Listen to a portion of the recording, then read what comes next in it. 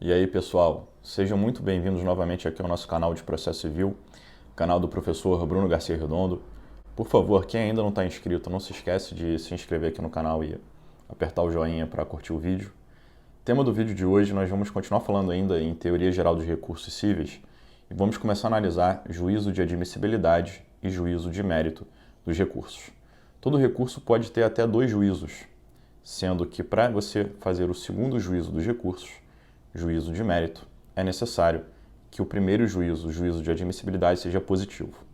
Então, todo recurso tem, no mínimo, um juízo, o juízo de admissibilidade, querendo dizer, análise da regularidade processual do recurso. O recurso estando ok do ponto de vista processual, ele vai ser admitido, conhecido, e aí se abre a segunda etapa, o segundo julgamento, que é o juízo de mérito. Ver se no mérito o recurso tem que ser acolhido ou não, ou seja, se o pedido de reforma da decisão recorrida ou da anulação da decisão recorrida deve ser acolhido ou não aquele pedido recursal. Então pense, um recurso fora do prazo ele não vai ser sequer conhecido na admissibilidade. Um recurso sem o correto pagamento das despesas recursais, ele não vai ser nem conhecido no juízo de admissibilidade. Então o recurso tem que estar todo correto do ponto de vista da admissibilidade, para que uma vez o juízo de admissibilidade positivo, os julgadores do recurso possam entrar na segunda etapa, no segundo julgamento, que é o julgamento de mérito dos recursos. Todos os recursos têm essas duas etapas, juízo de admissibilidade e juízo de mérito. Vamos começar estudando então o juízo de admissibilidade, para depois estudarmos o juízo de mérito dos recursos. Quando eu falei aqui regularidade processual do recurso, a gente lembra que o processo inteiro tem que ter regularidade processual. Em TGP, nós estudamos regularidade processual da relação mesmo, jurídica processual, quando estuda pressupostos processuais. O Código Velho ainda falava em condições da ação, mas o Código Novo ainda continua exigindo legitimidade e interesse, que virou pressuposto processual. A gente estuda quase 20 pressupostos processuais em TGP. Então, para a relação processual ser válida do ponto de vista processual, tem que preencher lá em TGP desde a petição inicial e depois, para cada ato processual, todos os pressupostos processuais da relação e de cada ato. E o recurso é um ato processual. O recurso também tem seus pressupostos e requisitos. E esses pressupostos e requisitos processuais é que são estudados agora no juízo de admissibilidade. Alguns autores chamam o que eu vou falar agora, esses elementos, esses requisitos, alguns chamam de pressupostos recursais ou condições recursais, mas eu prefiro a classificação doutrinária do professor José Carlos Barbosa Moreira, que divide esses, entre aspas, pressupostos e requisitos em pressupostos ou requisitos intrínsecos e extrínsecos. E pegando essa classificação doutrinária, então, de pressupostos ou requisitos intrínsecos e extrínsecos, nós chegamos a ter 7 pressupostos recursais, 4 intrínsecos e 3 extrínsecos.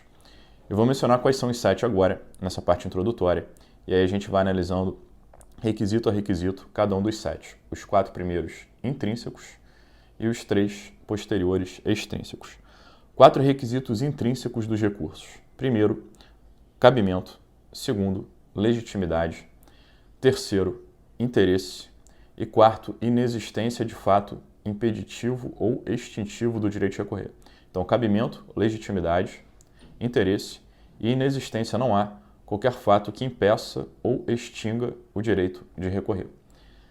3 requisitos extrínsecos: tempestividade, regularidade formal e preparo. Repetindo aqui, tempestividade tem a ver com tempo, com prazo, a gente vai ver.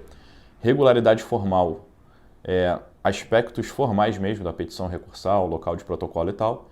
E preparo, a gente vai ver que é basicamente o pagamento das custas das despesas processuais do recurso pelo recorrente. Vamos analisar então agora uma a uma. Vamos começar com os chamados requisitos intrínsecos dos recursos. O primeiro deles eu mencionei cabimento. Dentro de cabimento, o primeiro ponto que a gente tem que analisar é o seguinte: a gente tem que analisar basicamente se naquele recurso ele está se dirigindo a algo recorrível. A gente tem que analisar se existe recorribilidade da decisão. E se existe recorribilidade da decisão através daquela espécie recursal escolhida pelo recorrente. Então a gente analisa a recorribilidade. Em primeiro lugar, a decisão tem que ser passível de recurso. E a regra geral é as decisões, os pronunciamentos judiciais serem passíveis de recurso. Raros são os atos, não vou nem chamar de decisões, são os atos judiciais dos quais não cabem recursos. Por exemplo, os despachos, que nem decisões são. A gente viu a decisão que admite o ingresso do amicus curiae e outras pouquíssimas decisões ou atos ou pronunciamentos irrecorríveis que tem no CPC. Então a regra geral é haver sim recorribilidade. Então o primeiro ponto do anticabimento é uma decisão recorrível ou irrecorrível? Sendo recorrível, a gente tem que analisar o segundo aspecto, além da recorribilidade, e a gente tem que analisar a adequação ou propriedade. E analisar a adequação à propriedade é analisar se foi escolhida a espécie recursal adequada, o recurso típico para aquela decisão recorrida. Lembrem que a gente tinha visto o princípio da correspondência, da correlação, da congruência. Alguns chamam de princípio da tipicidade recursal. Você tem que escolher um recurso que vem em lei como recurso, taxatividade, e acertar na espécie recursal, o recurso cabível contra aquela espécie de decisão. E aí, lá em princípios, a gente fala em princípio da congruência, correlação, congruência, tipicidade. Então, você tem que acertar na espécie recursal, ok? Então, tem que analisar dentro de cabimento recorribilidade, segundo aspecto, adequação ou propriedade do recurso escolhido. Essa é a primeira peneira que se faz no cabimento. Além disso, lembre que a gente falou em princípio da fungibilidade. O princípio da fungibilidade atua aqui em cabimento. Apesar do cabimento supostamente poder estar errado, você pode considerar sim como atendido o cabimento quando preenchidos os requisitos que a gente estudou para a aplicação do princípio da fungibilidade recursal. Então, por exemplo, a dúvida objetiva, até há, entre aspas, um suposto erro no cabimento, mas existe uma dúvida objetiva que dê para aplicar o princípio da fungibilidade, nós aplicamos e a fungibilidade faz com que o cabimento passe a estar presente. Cabimento nesse aspecto de adequação ou propriedade da espécie recursal escolhida. Alguns alertas ainda finais aqui sobre cabimento. Primeiro ponto, o recorrente não tem que se apegar, segundo a jurisprudência do STJ, ao nome em juris que o juiz dá à sua decisão. Pensem, a decisão é uma sentença. Ela tem natureza de sentença. Você olha e fala, isso aqui tem tudo para ser sentença pelo artigo 203, parágrafo 1º. Mas o juiz erradamente escreve em cima dela, decisão interlocutória. Então, se o juiz profere uma sentença, mas batiza aquela sentença aqui no conteúdo da sentença, e dá um nome em juris errado, decisão interlocutória, o recorrente não tem que se guiar pelo nome em juris equivocado. Se o recorrente vir que é uma sentença, ele tem que entrar com recurso contra a sentença, que é a apelação. Ainda que o juiz erradamente tenha adjetivado de decisão interlocutória, e o recorrente não tem por que, por exemplo, entrar com um agravo de instrumento, tentar achar lá o agravo de instrumento no rol do artigo 1015. Pensem só, o juiz dá uma sentença, conteúdo sentença. Vai que o juiz adjetivasse em cima de despacho. Pensem, só porque o juiz escreveu despacho em cima de uma sentença, ele teria transformado a sentença em algo irrecorrível? É claro que não. Então não pode ficar na mão do juiz, ou por erro, ou por má fé, por dolo, o que quer que seja, pelo assessor do cartório, quem quer que seja. Não se prender ao modelo erradamente utilizado, até em boa fé, não se prenda ao nome em juris da decisão e analise o conteúdo. A gente analisa cabimento de acordo com o cabimento do recurso, de acordo com o conteúdo, com a real natureza jurídica do ato judicial e não com o nome em juris dado lá na folha impressa ou na decisão eletrônica, pensando em processo eletrônico. E finalmente eu lembro aqui sobre a preclusão consumativa, o princípio da consumação, que também tem a ver com o princípio da tipicidade, por isso cabimento, que uma vez escolhida a espécie recursal errada, não há como protocolar depois, ainda que supostamente houvesse prazo, a espécie recursal correta. A seguinte, não vai ser sequer conhecido o recurso, porque você já errou no cabimento em relação ao anterior. Então a gente tem lá a preclusão consumativa sobre o erro. Escolhida a correta, a errada primeiro, preclusão consumativa errada, você não pode depois entrar com recurso supostamente correto, ainda que eventualmente houvesse prazo. Prazo contando em dias calendário, né? Então, cabimento, primeiro ponto, ele é um pouquinho mais rápido, é fácil de entender. Vamos para o segundo requisito intrínseco recursal, chamado de legitimidade. Legitimidade vem no artigo 996 do CPC, e o 996 diz assim, quem pode recorrer? A princípio parece que todo mundo, porque fala assim, partes, Ministério Público e terceiros. Só que eu tenho que fazer uma observação. Partes sempre podem recorrer. Partes sempre podem recorrer. Autor, réu, litisconsórcio ativo, litisconsórcio passivo, todo mundo pode recorrer que participe da relação processual. E mais, não só participantes da relação processual na qualidade de parte, mas quando a gente fala partes, amplia um pouquinho para sujeitos processuais. Dependendo da situação, alguns sujeitos processuais que atuem na relação não a título de parte, mas a outros títulos na relação processual, dependendo do caso, talvez eles possam recorrer Alguns debatem se leiloeiro, quando atua leiloeiro, pode recorrer relacionado a decisões que lhe prejudiquem, ou depositário, ou até mesmo perito. Então, alguns auxiliares eventuais ali que atuam na relação jurídica processual, dependendo do caso, eles poderiam até ter legitimidade para recorrer, ainda que não sejam partes em sentido estrito da demanda, mas são parte do processo, são parte da relação processual. Então, parte da relação processual, tá? Sujeitos processuais. Segundo grupo de pessoas legitimadas para recorrer, legitimidade ativa recursal, Ministério Público. O Ministério Público pode recorrer tanto quando atua como parte, quanto quando atua como fiscal da ordem jurídica. Então, o Ministério Público é um autor ou um réu, ele recorre como parte. O Ministério Público é só fiscal da ordem jurídica, não é nem o autor nem réu, por exemplo, numa ação de alimentos que envolva menor. O Ministério Público tem legitimidade recursal, ainda que ele não seja nem o autor nem o réu, mas ele atua como fiscal da ordem jurídica e ainda que não exista recurso da parte. O Ministério Público pode recorrer como fiscal da ordem, ainda que nenhuma das partes originais recorram, é o que está, por exemplo, na súmula 99 do STJ. E em relação aos terceiros, que não são nem parte do processo, nem parte da relação processual, nem Ministério Público.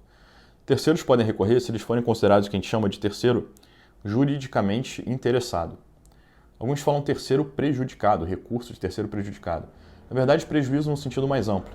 Então, você tem terceiro juridicamente interessado, esse é o nome técnico mais correto, alguns chamam de terceiro prejudicado. Veja que eu falo não só terceiro interessado, eu falo terceiro juridicamente interessado. Vamos fazer uma observação então agora sobre recurso de terceiro, esse terceiro juridicamente interessado. Em primeiro lugar, recurso de terceiro é a modalidade de intervenção de terceiro, típica. A gente estuda lá em parte geral intervenções de terceiro. Lá nós temos assistência, chamamento ao processo, denunciação da lide, amicus curiae, desconsideração da personalidade jurídica. A gente tem lá as intervenções de terceiro reunidas no bloco intervenções de terceiro na parte geral do CPC. E agora aqui, no 996, a gente tem o recurso de terceiro, que é uma modalidade de intervenção de terceiro. Pensa, o terceiro estava fora da relação processual, ele apresenta uma petição de ingresso, que é o recurso de terceiro, e a partir dali o terceiro se transforma em parte. Assim como nas outras demais modalidades de intervenção de terceiro, o terceiro, uma vez que entra na relação processual, normalmente ele se transforma em parte. Aqui também, através de recurso de terceiro, modalidade de ingresso do terceiro na relação jurídica processual. Então, era terceiro, é modalidade de intervenção de terceiro, com recurso de terceiro, o terceiro se transforma em parte. O 996, parágrafo único, diz que o terceiro deve demonstrar um tipo de interesse. E o interesse, a gente lembra um pouquinho aqui quando dá aula de assistência, ele tem que demonstrar algum tipo de vínculo, algum tipo de nexo com o que está sendo debatido no processo. Então o terceiro tem que demonstrar, por exemplo, que está sendo debatido um direito dele, ou um direito em que ele tenha um nexo de interdependência com o direito debatido em juízo. Então o terceiro tem que demonstrar que ele é titular do próprio direito debatido em juízo, ou titular de um direito que tem um nexo de interdependência com aquele direito debatido no processo. Se o direito debatido no processo não for de titularidade do terceiro, e o direito que o terceiro quer tutelar não tiver o menor nexo de correlação, subordinação, interdependência com o direito debatido na ação principal, o único processo que corre, não haverá, a rigor, cabimento para recurso de terceiro, porque ele não tem nada a ver com a causa. Além disso, o terceiro tem que demonstrar um prejuízo. Ele tem que demonstrar que a decisão lhe coloca numa situação jurídica mais desfavorável da que ele tinha antes da decisão. Ele tem que demonstrar assim, antes da decisão, eu tinha uma situação jurídica. Não vamos chamar de direito ou benefício. Tinha uma situação jurídica, positiva, neutra, enfim. A decisão piora a minha situação jurídica. A situação jurídica dele até poderia ser ruim no plano dos fatos, no plano do direito, mas surge uma decisão que prejudica ainda mais. Então, devido à decisão, ele fica numa situação jurídica pior da que ele tinha antes da decisão. Então, essa decisão, na verdade, está prejudicando o terceiro. E esse prejuízo tem que ser jurídico, tem que ser prejuízo ao direito do terceiro, ou o principal debatido em juízo, ou esse direito que ele tem esse nexo de interdependência. O prejuízo não pode ser apenas econômico, tá? Prejuízo, situação desfavorável meramente econômica, não gera interesse para recurso de terceiros. Próximo ponto aqui que eu quero falar é em relação ao prazo do recurso de terceiro. Lembre que esse negócio de interesse jurídico é muito bem explicado quando a gente dá aula, por exemplo, de assistência, tá? E aí, nas minhas aulas de assistência, eu menciono jurisprudência do STJ, correntes doutrinárias. Então, lembra muito o interesse para assistência ou o interesse aí do recurso de terceiro. Não estou falando que é igual, mas lembra as aulas lá um pouquinho de assistência. Último ponto de recurso terceiro importante é a questão do prazo. O terceiro tem o mesmo prazo que as partes da relação processual para interpor seu recurso. Então, por exemplo, se as partes são intimadas no diário de justiça, no diário eletrônico, no portal eletrônico, não importa, começa a ocorrer o prazo para as partes. Quando esgotar o último dia do último prazo da última parte, se esgota no mesmo dia o prazo para recurso de terceiro. Mas lembrem que o terceiro não é intimado, exatamente pelo fato de ser terceiro. Então vocês poderiam pensar assim, poxa, Bruno, o terceiro vai ter que adivinhar, vai ter que acertar, vai ter que dar sorte de descobrir que foi proferida uma decisão num processo que ele não participa, uma decisão que de alguma maneira ele coloca numa situação jurídica mais desfavorável, e ele vai ter que tomar esse conhecimento no prazo recursal que as partes que foram intimadas têm? É exatamente isso. Porque não protocolado recurso no prazo das partes, forma-se estabilidade da decisão, preclusão e ou coisa julgada. E depois de preclusão ou coisa julgada, a decisão não pode ser modificada nem pelas partes nem pelo terceiro. Aí cabem eventualmente outros atos que não recurso de terceiro. Não estou falando que o terceiro vai sofrer um prejuízo imutável, que o terceiro não pode entrar com recurso de terceiro. Porque recurso a gente viu na classificação que é um remédio dentro da relação processual, antes do trânsito em julgado, prolongamento do direito de ação. E uma vez estabilizada a decisão, o terceiro tem outros mecanismos, por exemplo, ele pode ter uma ação rescisória, ele pode ter uma ação declaratória de inexistência, ele pode entrar com uma ação para discutir a outra ação, falando que a coisa julgada não poderia lhe prejudicar lá pelo artigo 506, limites subjetivos da coisa julgada. O terceiro tem outros mecanismos, mas não mais o recurso de terceiro depois do trânsito em julgado. Então o terceiro sim tem que adivinhar, tem que acompanhar, tem que de alguma maneira dar sorte de conseguir protocolar o seu recurso de terceiro, sabendo que ele não vai ser intimado à decisão antes ou até o último dia do prazo da última parte, que a última parte tinha para protocolar o seu recurso. Vimos aí então legitimidade, então já vimos cabimento, vimos legitimidade. Vamos ver agora um pouquinho interesse. E aí dentro de interesse, a gente tem aqui o chamado interesse recursal. Pós-Código de 2015, a gente tem um aprofundamento muito maior dos trabalhos doutrinários e estudos sobre interesse, tanto processual quanto recursal. Então, aulas de 10, 20 anos atrás sobre interesse eram muito mais simples nesse ponto do que eu vou dizer agora. A gente consegue extrair muito mais de interesse recursal do que extrair de 10 anos para trás. Interesse, conceito tradicional, era basicamente relacionado à sucumbência. Então, você tinha que analisar se a decisão trazia sucumbência. E o pessoal muito mal resumia, assim, doutrina de 10, 20, 30 anos atrás. Tem que analisar se teve sucumbência. Então, você analisa a parte dispositiva só da decisão, só olha a parte dispositiva e analisa a sucumbência. Quem sucumbir pode recorrer. Quem não sucumbir não pode recorrer porque não tem interesse. E as palavras tem que ver se está perdendo alguma coisa, ou tem sucumbência total ou sucumbência recíproca. Então, basicamente, você veria, está perdendo alguma coisa, sucumbiu, tem sucumbência recíproca, os dois podem recorrer. Procedência integral de pedido de autor, aí o autor está ganhando, nunca pode recorrer. Só o réu está sucumbindo, só o réu pode recorrer. Não é que esteja errado, mas é um mau resumo, a gente consegue extrair mais além disso. Então, o primeiro ponto, analisar a sucumbência, gerava um problema de você ficar muito adstrito tanto aos ônus da sucumbência quanto à parte dispositiva da decisão. Só que acontece que hoje em dia a gente analisa uma redefinição do interesse recursal. E às vezes o sujeito pode ficar numa posição jurídica desfavorável ainda que ele não sucumba. Então há situações que o sujeito aparentemente não está sucumbindo, não está perdendo nada, mas ele fica numa situação jurídica desfavorável. E por qualquer motivo ficando numa situação jurídica desfavorável surge o interesse recursal. Então ele pode estar perdendo em outras partes que não no dispositivo, e aí sucumbindo não no dispositivo, mas em outras partes da decisão há o interesse recursal. E há situações que mesmo aparentemente não sucumbindo, de alguma maneira aquela decisão lhe coloca numa situação desfavorável e ele pode buscar uma situação mais favorável ainda através de recursos. Vamos analisar então. O objeto do recurso, como regra geral, é sim a parte dispositiva da decisão.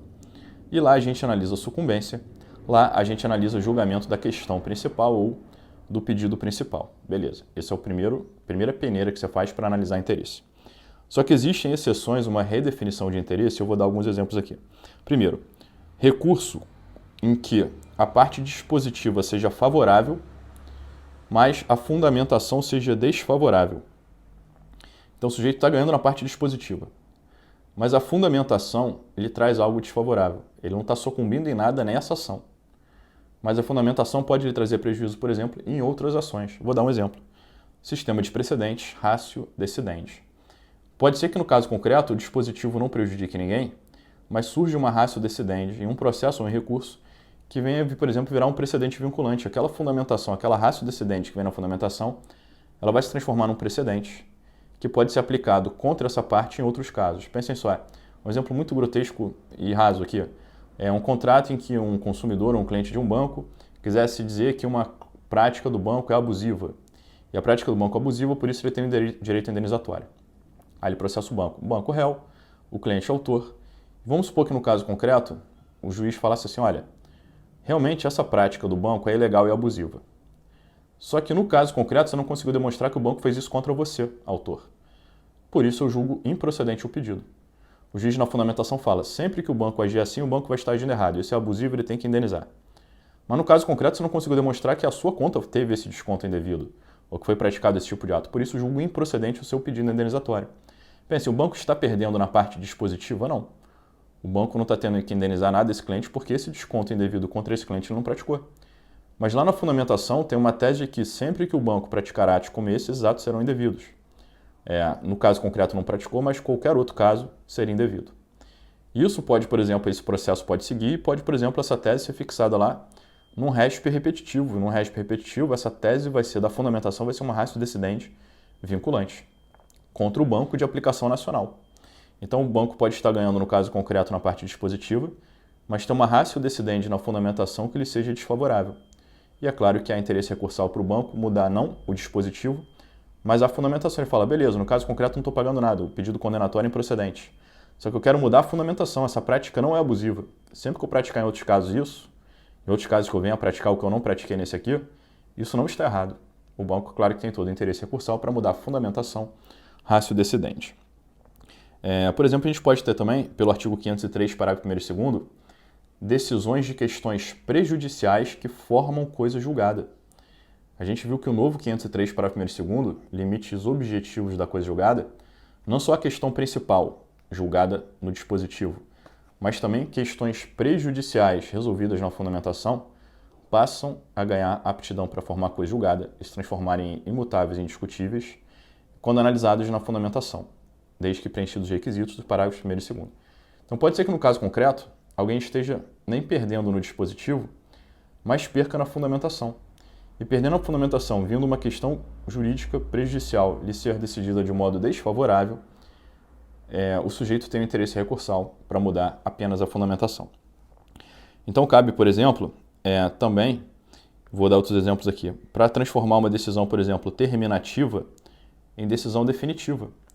Pensem só, um autor entra com uma ação contra o réu e vem lá uma sentença sem resolução de mérito, falando por ilegitimidade ativa ou passiva, ou falta de um pressuposto processual que gera extinção do processo. O réu está ganhando? Sim, porque o processo do autor foi extinto sem resolução do mérito. Mas é a melhor das decisões possíveis para o réu? Não. Porque sentença sem resolução de mérito, o autor pode entrar de novo contra o mesmo réu, corrigindo o vício. Então esse réu vai poder voltar a ser réu. Assim que o vício processual que gerou a extinção da primeira seja corrigido na segunda, esse sujeito pode voltar a ser réu. Então poderia o réu, curiosamente, querer recorrer de uma sentença sem resolução de mérito, que até ali é favorável, para buscar uma sentença mais favorável ainda, uma reforma para uma sentença de mérito, para já julgar de uma vez o pedido do autor improcedente, porque, por exemplo, seria um pedido ilegal, já teria prova suficiente nos autos, demonstrando que não praticou o fato, ou o autor não tem aquele direito que alega? Sim. Então a doutrina vai falar interesse do réu, ainda que a sentença seja favorável ao réu, para buscar uma sentença mais favorável ainda, por exemplo, reformar uma sentença sem resolução de mérito para uma com resolução de mérito, julgando improcedente o pedido de autor para ele sair da coisa julgada formal para ganhar uma coisa julgada material que lhe é ainda mais favorável. Alguns falam assim, às vezes também você pode tentar, qualquer das partes, recorrer de uma decisão que até lhe é favorável, mas é uma decisão nula favorável, proferida com defeito. Então você pode recorrer para corrigir o defeito e reiterar a vitória no mérito. Então você pode, às vezes, recorrer para mudar erros em procedendo ou erros em judicando, para mantendo a conclusão favorável a você, ao mesmo tempo já corrigir o erro anterior. Então você pode querer corrigir defeitos processuais mantendo a sua decisão. Para quê? Para não ficar na mão da outra parte já, que tem uma decisão que lhe é favorável, mas existem defeitos, sempre vai ficar aquela insegurança de que o outro pode tentar impugnar o defeito processual, ver reconhecida nulidade e lhe surpreender com uma decisão depois desfavorável. Cabe também, alguns falam, para buscar um recurso que busque precedente vinculante. Pensem, está sendo muito debatida uma tese nacionalmente e o tribunal, por livre e espontânea vontade, ele não adota um rito repetitivo, não sobresta um recurso. Pode alguém que está vendo que nos vários estados está sofrendo um tipo de pressão, pensando aí em casos de massa, casos quase coletivos, repetição de processos no Poder Judiciário. E o sujeito vai ganhando, mas não consegue chegar na segunda e ou terceira instância. Nunca instauram um IRDR, um incidente de resolução de demandas repetitivas, um recurso especial repetitivo, um recurso extraordinário repetitivo. Haveria interesse desse sujeito que está ganhando várias ações no Brasil inteiro querer logo buscar um precedente vinculante e aí tentar a transformação, recorrer para tentar a instauração de um IRDR ou tentar chegar no STJ através de um recurso especial repetitivo para já ganhar um precedente vinculante que acabe com os processos do Brasil inteiro, porque a aplicação vai ser obrigatória em todo o território nacional ou no IRDR lá na região do tribunal? Claro que sim. Então, às vezes, você pode continuar recorrendo para tentar transformar o seu julgado, que não é vinculante, em um julgado que seja vinculante dali para frente para o Brasil inteiro. Então, tentar tornar um precedente nacional ou um precedente vinculante. Veja, então, que o interesse recursal sai muito mais da ideia de mera sucumbência, querendo analisar se o pedido foi procedente ou improcedente. Quem perder em relação ao pedido principal pode recorrer. Há muito mais do que isso. Tá? A gente pode analisar a questão de fundamentação, formação de precedente, busca de uma decisão ainda mais qualificada, busca de um precedente nacional, nacionalização de decisão. Então, hoje em dia, interesse recursal é algo muito interessante para a gente analisar. Para terminar a aula aqui, eu vou tentar falar rapidinho para o vídeo não ficar muito longo, que é o quarto aspecto que a gente chama de intrínseco dos recursos, que é a inexistência de fato impeditivo ou extintivo do direito de recorrer. São basicamente alguns os fatos impeditivos ou extintivos do direito de recorrer. E a gente tem normalmente 3.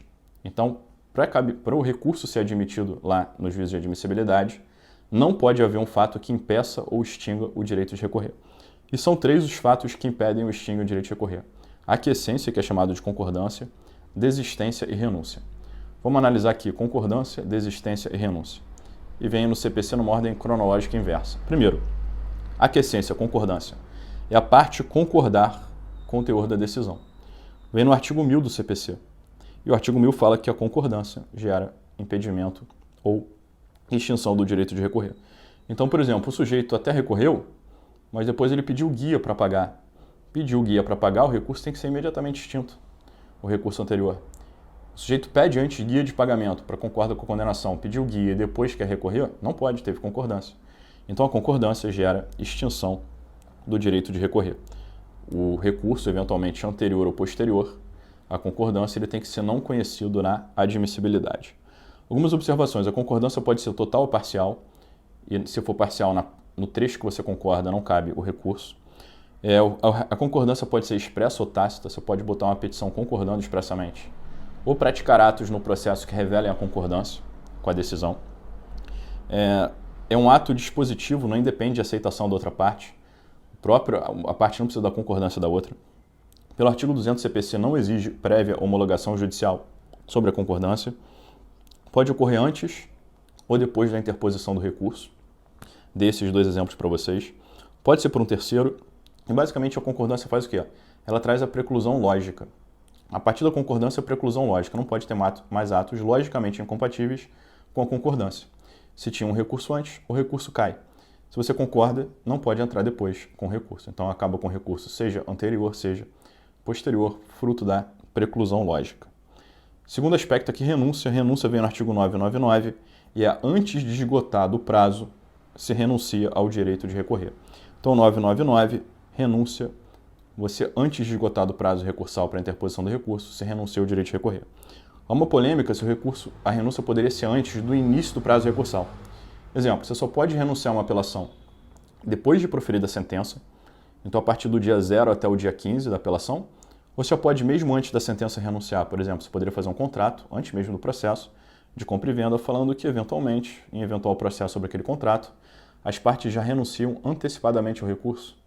E aí você diz que você quer, por exemplo, uma instância única, não quer apelações contra a sentença. O entendimento majoritário hoje em dia, à luz do respeito ao autorregramento da vontade das partes, como a gente interpreta o artigo 200 e o novo artigo 190, que amplia lá os negócios jurídicos processuais atípicos, o entendimento que vem prevalecendo é o de que poderia ser inclusive a renúncia antecipada, antes mesmo do início do curso do prazo daquele recurso, você já poderia fazer.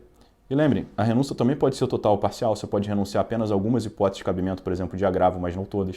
Você pode fazer uma renúncia, por exemplo, me renuncio ao direito de recorrer sobre mérito, mas não de recorrer alegando defeitos processuais. Então você pode renunciar a recursos que debatam o erro em judicando e não renunciar a recursos que debatam o erro em procedendo.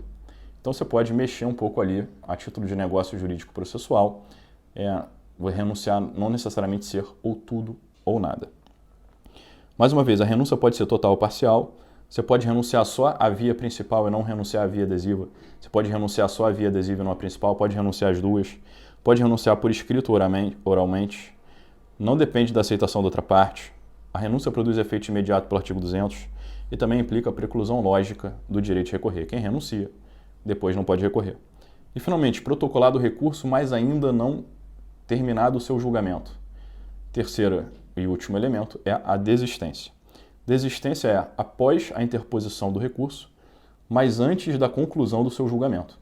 Interpôs, mas ainda vai abrir para contrarrazões, ainda vai marcar data para julgamento, ainda está no início ali da sessão de julgamento, ainda não acabou o resultado, enfim, não foi proclamado o encerramento e o resultado final. Cabe a desistência de um recurso interposto, artigo 998. Então, concordância, artigo 1000, renúncia, artigo 999, desistência, artigo 998. Desistência do recurso também pode ser total ou parcial, também pode ser por escrita ou oral, também não depende de aceitação da outra parte, também produz efeitos de imediato pelo artigo 200, pode ser, enfim, deixa eu ver aqui, o advogado, né, tem que ter, por exemplo, poderes especiais para desistir, a gente tem lá no artigo 105 do CPC, e aí eu quero falar finalmente, para terminar aqui o bloco, sobre desistência em alguns recursos específicos. E basicamente nos recursos repetitivos. Artigo 998, parágrafo único, fala sobre como é a desistência em recurso especial e extraordinário repetitivos e repercussão geral do recurso extraordinário. Diz assim o 998, parágrafo único, a desistência do recurso não impede a análise de uma questão cuja repercussão geral já tenha sido reconhecida e daquela que seja objeto de julgamento de recursos extraordinários ou especiais repetitivos. Em outras palavras, o sujeito até pode desistir do recurso dele, mas quando o recurso dele já tiver sido admitido para tramitar sob o rito repetitivo, que vai gerar um precedente vinculante, surge o interesse nacional na formação do precedente nacional vinculante. Então foi destacado para ser julgado pelo rito repetitivo, o RE ou RESP, interesse nacional em formação de precedente vinculante. Aí o sujeito quer desistir. Ele poderia frustrar a formação do precedente nacional? Não. O 998 fala, se até desiste do recurso, então aquele seu recurso para aquele caso não se aplica mais, você não muda aquela decisão, mas, em outras palavras, o recurso continua prosseguindo para julgamento, não para julgamento do recurso, mas só para fixação da tese repetitiva. É como se, quando você tivesse rito repetitivo, o recurso tivesse em dois. A tramitação do recurso individual e, entre aspas, a tramitação do recurso coletivo, ou a formação, tecnicamente, do precedente vinculante. Tá? Então, você desiste do recurso individual, mas não pode desistir do recurso repetitivo. E a mesma coisa vem no 976, parágrafo 2º, que fala do IRDR. Se não for requerente, o Ministério Público obrigatoriamente vai assumir a titularidade do IRDR no caso de desistência ou abandono. Instaurado em IRDR, incidente de resolução de demandas repetitivas, o precedente vai valer para todo o Estado ou o âmbito de atuação do território, se for um TRF, por exemplo. Instaurado o IRDR, vai vir o precedente vinculante lá no IRDR. Se o sujeito quiser desistir, o MP assume no caso de desistência para que o IRDR chegue até o final e gere lá o precedente vinculante. Então, basicamente, não é que não possa desistir quando for recurso repetitivo. Desiste, até no caso concreto, mas o precedente vinculante vai, a tramitação do instrumento vai continuar para que seja formado o precedente vinculante, para ser aplicado em todos os demais casos presentes e futuros. Vou fracionar o vídeo aqui para agora não ficar muito longo. Daqui a pouquinho a gente prossegue analisando os 3 requisitos extrínsecos dos recursos. Até daqui a pouquinho, por favor, se inscrevam e curtem. Até já.